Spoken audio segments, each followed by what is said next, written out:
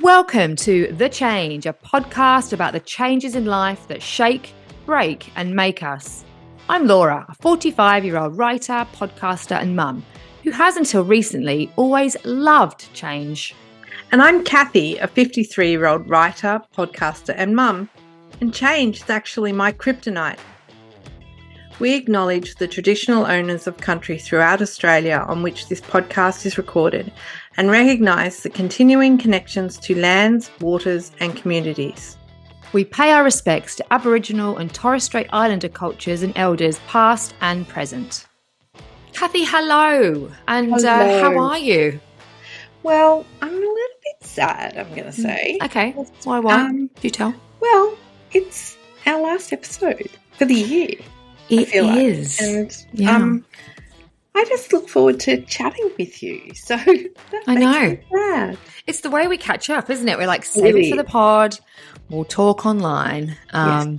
So I know we may be bringing some summer specials, but at this stage, it's the last episode of season 3, and we've had a great season. We've talked to some amazing women, as always. And what's been your highlight, Cathy? Any guest that stands out for you or chat? Oh, look, it's like picking a favourite child, really, I suppose. It's a bit hard, isn't it? Our recent episode with Gina is probably one of the standouts for me. And Steph, look, all of them. I mean, I can find something in every single one of our episodes. Yeah, for sure. Is incredible, and they have every single woman that we have interviewed this year has touched my mind or my heart or my thought process in a very different way and challenged me to think and do things differently. So, I don't think I really can pick a favourite. No, fair. And it's been going back since early September, I think, and it feels, we're now nearly at Christmas, which is a wild. But yeah, thinking back to Sophie Scott and Amanda Ramsey, we've just talked to such a range of women on different subjects. So it's been a wonderful learning, I think, and that's the great thing, isn't it? You talk to different women every week, and you think, you always come away with something. And it was Gina's episode. I think that's probably the first time we've both cried in an episode. So I suppose that tells just how both of us. I'm a big sook, so I cry a lot. Yeah. But, Yes. Yeah. It was very poignant, and she spoke so beautifully on grief. And I think it was a very special moment. So it was lovely to have that and share that with you. But otherwise, Cathy, other than talking to amazing women for the change, what have you been up to? What's your update? My update. I'm still working, which is a good thing. That's good. Working, yes, planning a couple of weeks off at Christmas time. Oh, good. Enjoying my new role, learning all that there is to learn about in the world of cybersecurity and cyber in general, cyber crimes, threat actors. It's just a really, it's a hugely interesting space, and there's a lot of growth, and there's a lot of things that are going to come at us that we can't even possibly imagine. That sounds scary. Yes. I don't think it's all scary. Okay. And I think we probably need to think that it's not. Okay. Everything's scary. Every new technology is scary. If you think right back to, the Industrial Revolution, when they were ploughing fields literally with a horse and a cart and a plough on the back of a cow or something, they were terrified by engines and machinery and, so I think every generation has had its challenge of what's coming ahead. But yeah, so it's, I sort of say watch this space. I think there's changes in the landscape for Australians in general, with, things that are being introduced into Parliament around social media, and we'll see how that all plays out and what potential unintended consequences might be, which might be for people like us that will have to verify their identity as well. and verify our age, because the changing age of the laws, verification won't be just for little people. It will probably be implemented by the platforms for everybody. So anyway, whatever happens. And, you know, absolutely, without a doubt, our little people need to be safer online. And I would like to see that, I suppose, generally across the board, because I don't know about you, but some of the pretty awful things that have been said in, you know, DMs when people don't like you and things like that, or don't like your opinion, that keyboard warriors will say, they say it to adults as well. Like, they don't just say it to kids. So it's a horrific new level of childhood that they've had to deal with, and we as parents have had to kind of manage, and it's very much the Wild West. And so yes, I think some legislation around it is good, because it feels like a bit of a stab in the dark at the moment. But saying that, I think I saw something, I think it was a cartoon in the Sydney Morning Herald that was being reshared a lot on Instagram. I'm not even sure if you shared it, but around these new changes with social media, and there was someone saying, you know, you don't want your kids going into the ocean without learning how to swim first. And it's a bit like that. And there was a big picture of a mobile phone, and it was kind of comparing going into the ocean without ever having learned to swim to be using technology without having to learn how to use it properly and how it affects you. And just saying that you cannot avoid the ocean. You know, kids are going to go and they're going to go and swim in it because it's fun. And it's, you know, and obviously the same with social media, right? Kids are going to be online. They're going to be doing things. It's their world that they swim in, literally. And we just need some ideas as adult humans on how to guide them better. And so this stuff is all changing, as you know, we're barely keeping up. I think the idea of banning kids completely is not realistic. It's a very difficult thing for parents to manage.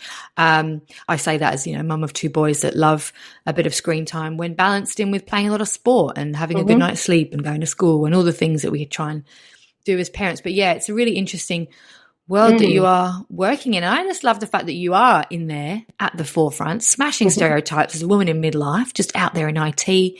Because, Cathy, you are just generally like really good at IT. I've so many times been, really, Cathy, help me, I'm stuck.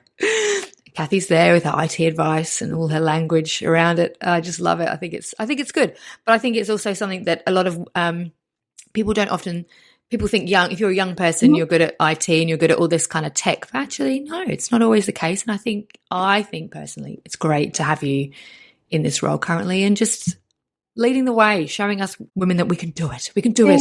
We can manage the technology. Yeah. I mean, I've just got to remember that. And when those moments of self-doubt creep in, which you know me, those moments would creep in quite regularly. I need to just remember that. Go back to the basics, remember what I can do and remember what I know. And this is just a new language that I'm communicating. So no, absolutely.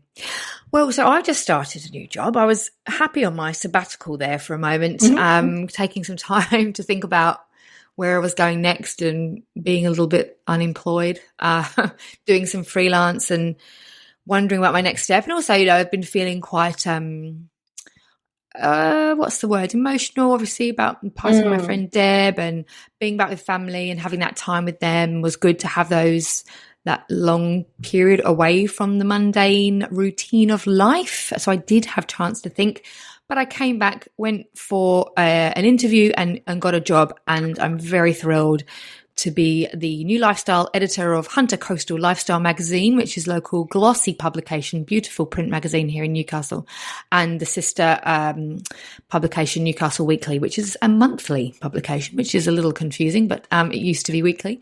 And it's also a print publication with pretty extensive website. So yes, I'm doing a lot of digital writing. I'm doing some writing for magazines. I'm doing some sub-editing and proofing and planning beautiful spreads. You know how you see how like I was picking shoes for a fashion spread. Oh, it's dreamy. I love that kind of stuff, writing about events and houses and beautiful locations for weddings, things like that. It's very, very nice space to be in.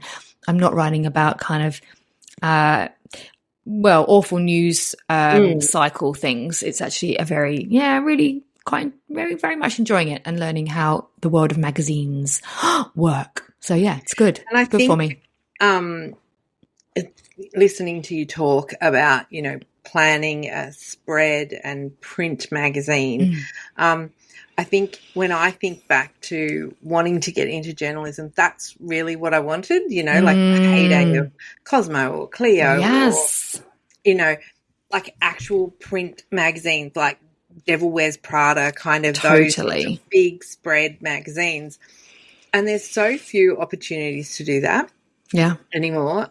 So it's super exciting that you are in some ways getting to live out your childhood dream of, being on a like a glossy mag and spread and that sort of thing. So yeah, I know. It's an unexpected little moment where I have come full circle in the sense that as a 13-year-old, I always wanted to work in magazines, just like you. So yeah, it's very nice indeed. We're coming into Christmas. We are. It's an exhausting time of year. I don't know about you, but we tend in our family, my son's birthday is at the end of November. Okay, So we kind of have an unwritten rule, just like in our little family, that we don't talk Christmas until after his birthday because otherwise it sort of feels like his birthday gets lost in all the Christmas conversations. And that has been exhausting, I've got to say, like pretty much ever since he was born. And he was born early, so he was not meant to be born this side of Christmas. He was always meant to be born the other side of Christmas. Oh, wow. He was quite early. He was 9 weeks early. So, wow. That's right. Yeah. So it's always been exhausting. I have always pushed back on, no Christmas conversations. It's not December. It's not December. It's not December. We're not having Christmas conversations until December. And sometimes you just have to, like, they get earlier and earlier, and that mental load of Christmas. And just, I think, also winding up for the year as well. It's just such an expectation on all of that. I don't know about you. What do you? Oh, 100%. I think every year it gets earlier too, right? So my sister's birthday is at the end of November. And so in my mind, I'm a bit like you. I couldn't really think about Christmas, and we didn't as a family until December. But I also think that was much more normal. It was Advent, right? I mean, I grew up in a Catholic family. Well, I say Catholic family. I went to a Catholic school, but I would think of like Advent. So you're a C of E Catholic. Christmas and Easter. Well, yeah, correct. Christmas and Easter Catholic, exactly that. So December was Christmas. So we didn't, but now the shops, Christmas stuff is in the stores from August, really, isn't it? It's ridiculous. Yeah, so you kind of get the sense that November and Christmas parties, a lot of office parties happen in November because they're like, oh, we won't put it in November in December because you're saying everyone's busy. So everything just kind of comes forward. Creeps further and further and further. Then you've got the Black Friday sales, which were at the end of November also, and that sort of encourages people to buy their Christmas shopping early. So, yes, I think it has changed since we were younger too, and your son was younger. But yeah, I feel that sense of the year is winding up. Everyone is like, I'll see you before Christmas, and you think in your mind, that's just not going to happen. Yeah, there's only so many weekends left, and everything like else. Just time left. Yeah, time. And that's right. And I don't know about you, but the mental load of Christmas gift giving has always kind of fallen to me. In our family. Oh yeah. Just by default, I think. I love gift giving in that I like to think about the person that I'm giving the gift to and buy them, like really think about what it is that they would like. And I've got to say that, over the years, I've consistently been disappointed by not anyone in particular, but just, consistently disappointed because I put a lot of effort into gift giving because that's my love language. I really like to think about the person that I'm giving the gift to, and not everybody does that. And it's taken me a long time to get to a place where it's like, oh, well, they gave me a gift and that's lovely. As opposed to, why couldn't they have thought about me like I have spent time thinking about them. And me thinking about them has added to my mental load, of course. Like that is, I take that on and I'm, you know, put my hand up and say, well, nobody else expects me to do that. But yeah, so the mental load of the end of the year and everything wrapping up, I've got to say it's lovely being on this side of having no kids at school. Yeah, I was going to say the school thing.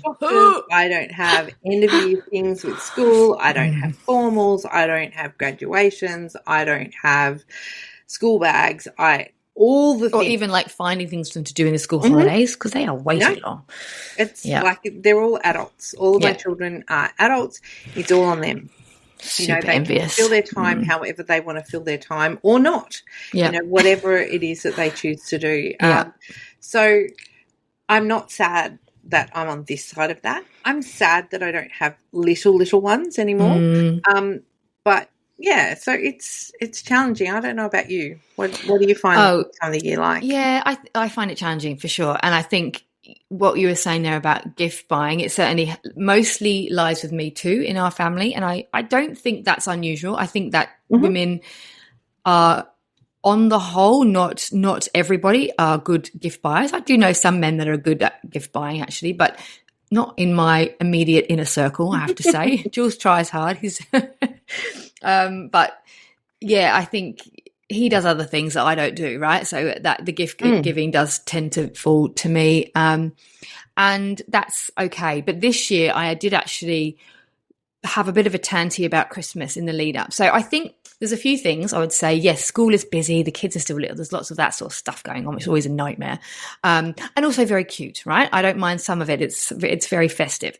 But what is a little bit more challenging is I'm away from my family. They're in the UK. So I always find it emotionally quite stressful, having to kind of call people on Christmas Day or around that time and feel a bit like you're just not quite, well, you can never be where you want to be, right? So I'd love to be with my family for even just for a couple of days at Christmas. That would be lovely, but that's not going to happen. So I spend it all with Jules's family. And they're wonderful people, but it's a really big family. And on Christmas Day, there's something like 25 people or something in a house. Lots of kids, very noisy. And it's, you know, there's just lovely moments when everyone's opening their presents and getting very excited. And the Jacals are all really good cooks. So there's some really great food. But it's a really long day in one place with a lot of people. So this year I said to Jules, and we're not going to go until lunchtime, which I think is fair. We'll still bring food. We'll still bring the presents.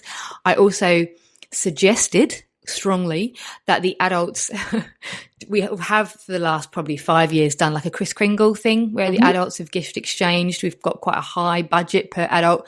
But everyone ends up just saying, I want a Bunnings voucher, I want a this voucher. And it's just pointless. It's just something that adds to your mental load, right?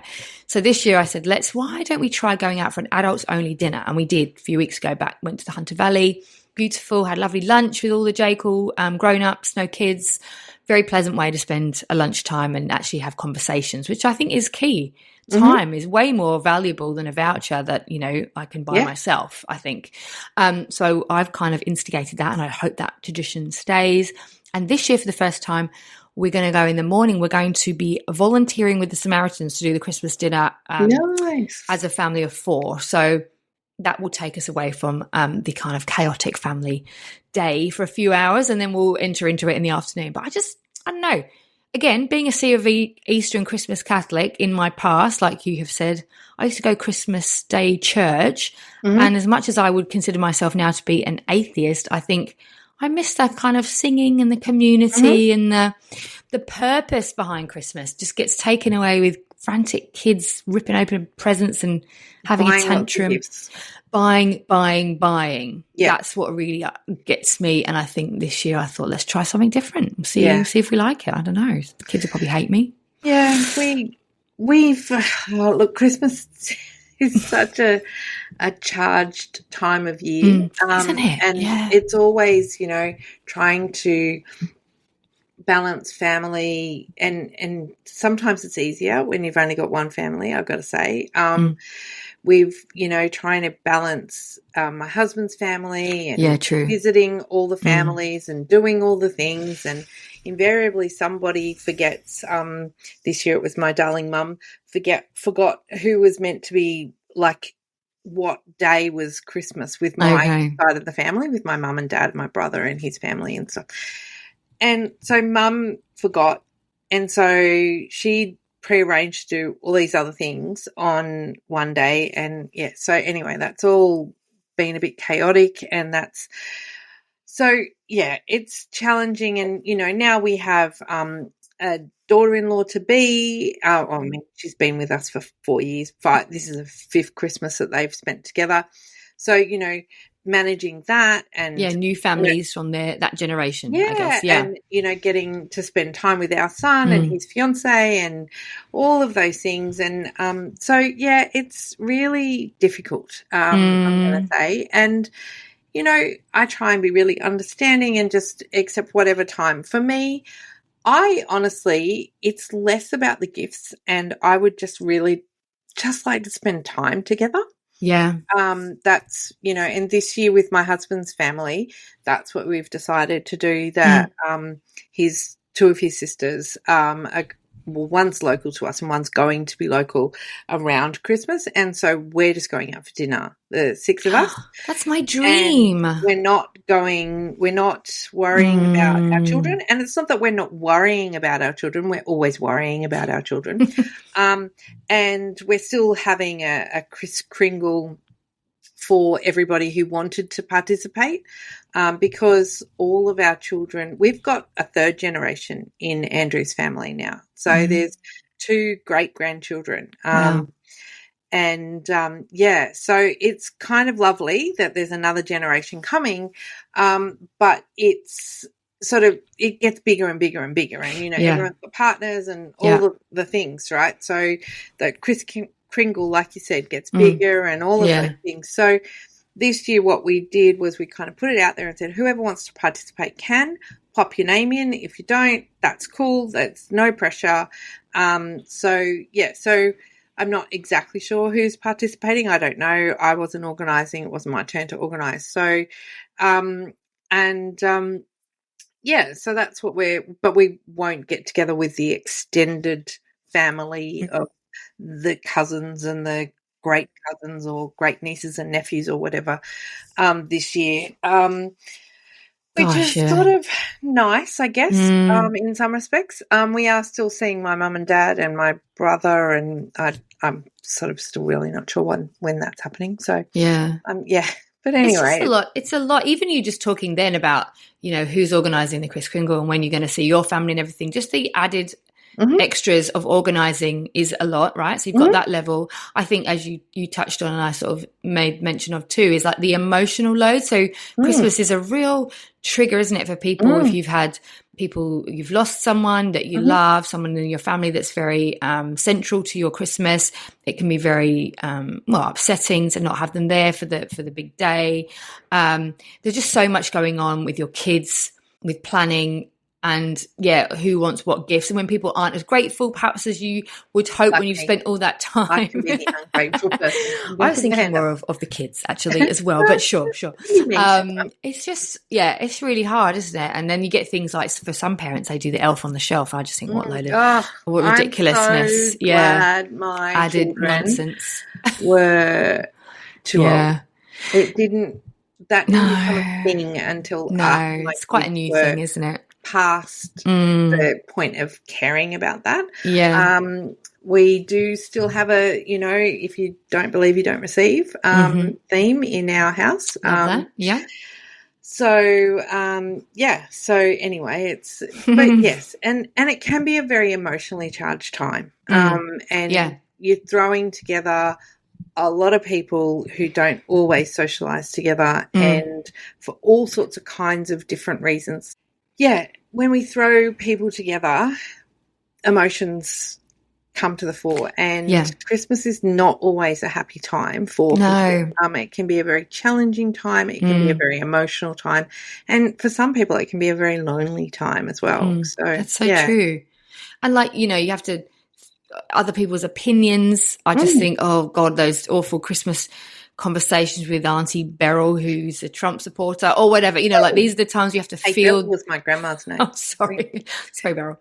Yeah, and sometimes at work functions where you have that sort of, you're thrown together with people that you don't necessarily want to hang out with in a social setting, and then you have to put, you know, field different opinions about things that you don't agree with, and it's a lot, isn't it? It's a lot of everything. So I can understand why for many Australians it's Boxing Day onwards where the real holiday starts. I think cricket, it's summer, everyone's chilling. Because my dream Christmas would just be to go away. I would love to go to Fiji. It really would.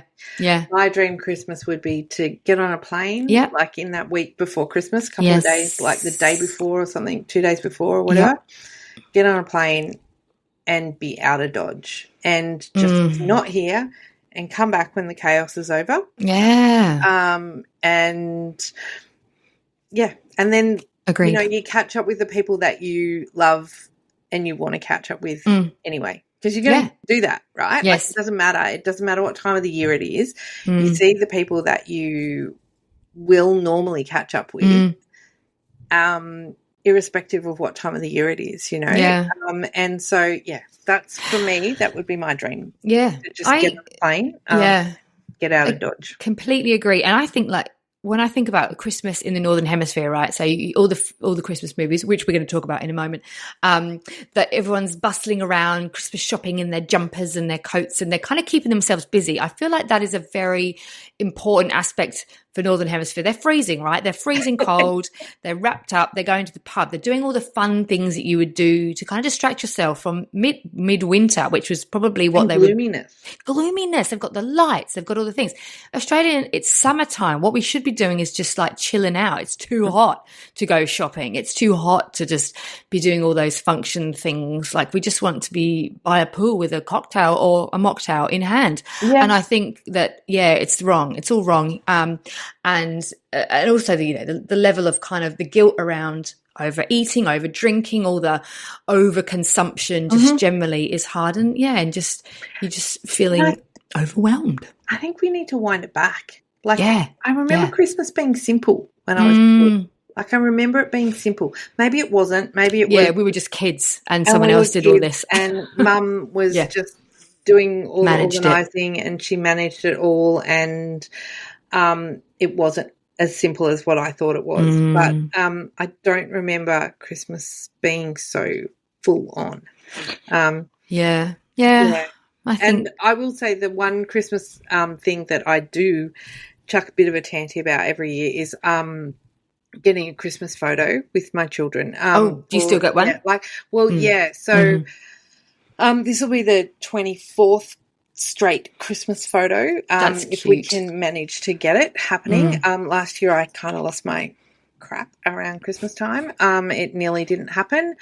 And it's really the one thing that matters to me. It's a snapshot in time. And it always happens around Christmas time. When the kids were little, sometimes my husband and I were both in our very first one with Zach. He was this tiny itty bitty baby that just kind of fit in my tiny little arm. And then, you know, some years I was in, some years I was out. And then when I got sick, I've been in every my husband and I have been in every Santa photo since I got sick.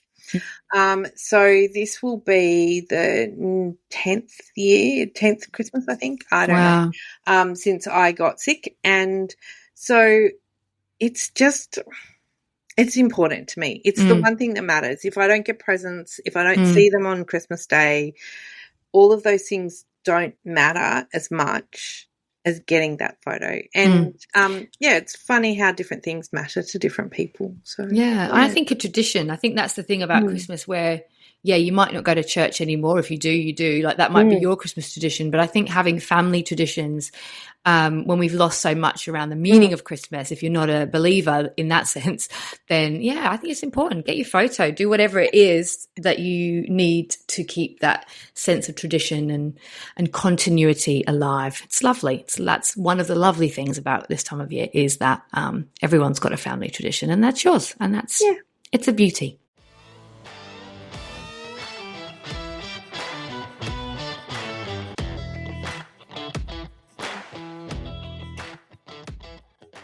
So, recos. Summer recos. What have we got? What have you got for me?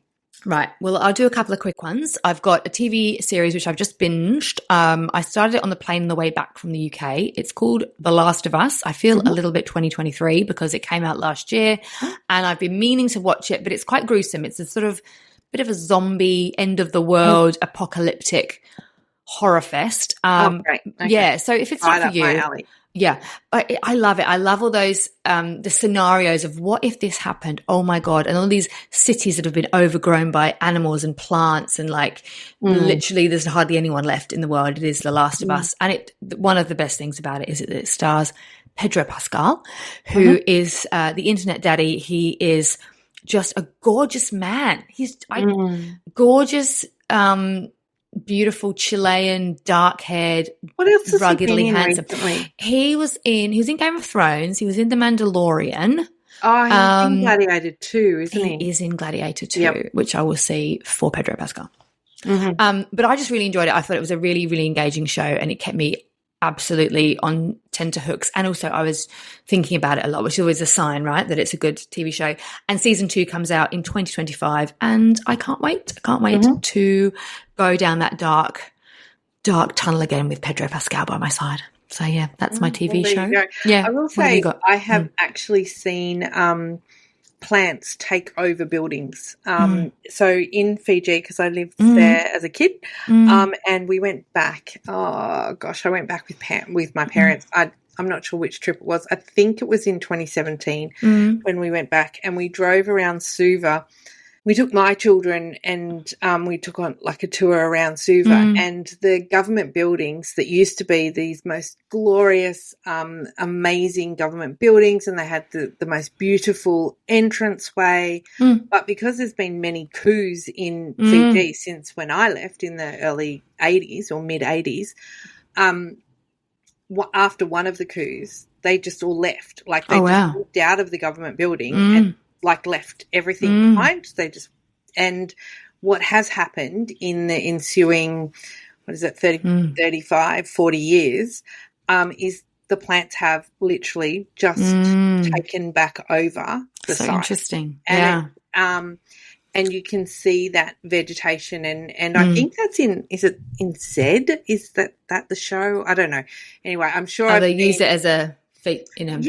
Well, not that area, but you know, like it's like what would happen if the plants took back over the world? You know, like if humans died, what happened? Yeah. And to drive into an area that I had seen as a child and remembered so vividly how beautiful it was, and to see the plants taking back over again was just incredible. So so it happens. It sure does. So my movie / TV reco, I suppose, is like terrible, crappy Christmas movies. It is what I do every year. My family laugh at me. I'm not a big one for Christmas lights.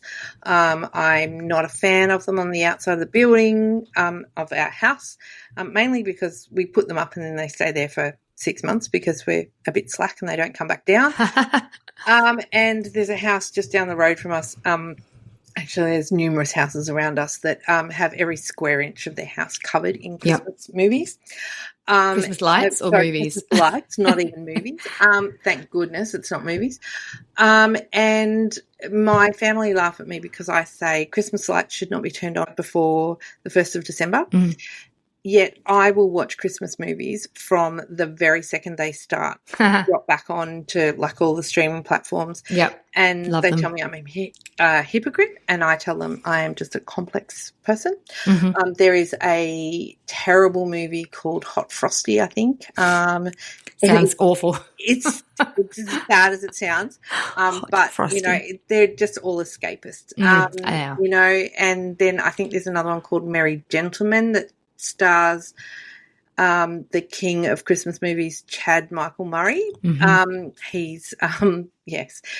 And there's another Lindsay Lohan one coming out this week, I think. So they're all the new ones that I can think of for this year. But yes, Christmas movies is my guilty pleasure, and I do love it. Do you have a book for us? Yes, I'll do a quick book. It's called The List by Yomi Adegoke. She is a British writer, and I loved it. It's all about a couple called Ola and Michael. They're young and in love and hip and gorgeous, and then his name appears on a list on Twitter for men that have been outed as kind of abusers, and it's all about whether or not that's true, and it's told through Ola's perspective and also Michael's perspective. It's just a really good I listened to it on Audible, so the voice actors are really, really great as well. And it's a really kind of a bit like a whodunit, I guess, and whether or not he did do the things that he was accused of, and just a real exploration of kind of modern feminism, young love in 21st century London town. It was really good. It was a really good read. Sounds interesting. What was yours? I don't have a book because I'm a terrible reader, as we know. I have a podcast. It's a Wondery podcast. You can get it on Spotify. It's called Legacy. So what they do is they take a character in history, not a character, a real person in history, and they look at them over 4 episodes. They give a bit of the backstory, then kind of 2 episodes into like their life and what they did, and then the last episode discusses whether they, wraps it all up and discusses whether they deserve the legacy that they have in history. Yeah. So I've listened to episodes on Hoover, J. Edgar Hoover in FBI, Marilyn Monroe, JFK. The latest episode to drop is about Winston Churchill. There's episodes about Cleopatra, Bob Marley, Thatcher, Cecil B. DeMille, I think it is. So a really wide variety of people. When you're watching when you're listening to the new episodes, the new season, so Winston Churchill, that's one every week. That's also weird, like listening to a serial that you can't listen to the whole thing. Oh yeah, that's hard. But if you go to the back catalogue, you can listen to the whole, the 4 Love episodes. That. But yeah, so that was really, I found that through one of the political, US political podcasts I was listening to over the Trump elections. And so anyway, that's Wondery do a good potty. Yeah, and that kind of sees me through and gives me something to listen to. Well, oh my goodness. Oh, that's us. That's us. Happy Christmas, happy festive season, holidays, whatever. Yeah, happy enjoy. Festivus, exactly. Festivus to the rest of us, as they would say on Seinfeld. Yes, and may you enjoy some self-care and relaxation in and amongst the crazy mental load of it all. We wish you all the love. And we will be back next year. In 2025. Oh my God. I know. Bye. Thanks for listening to The Change, a fully independent podcast. Whether you're seeking inspiration, curious about change, or just here for the great banter, we'd love you to make The Change your new go-to podcast. And even better, send us your voice notes or questions about change. We'll use them on the show. Email us at changepod2023@gmail.com or DM us on Instagram at _change_pod. Find us wherever you get your podcasts. And don't forget to follow us on Instagram for more on The Change.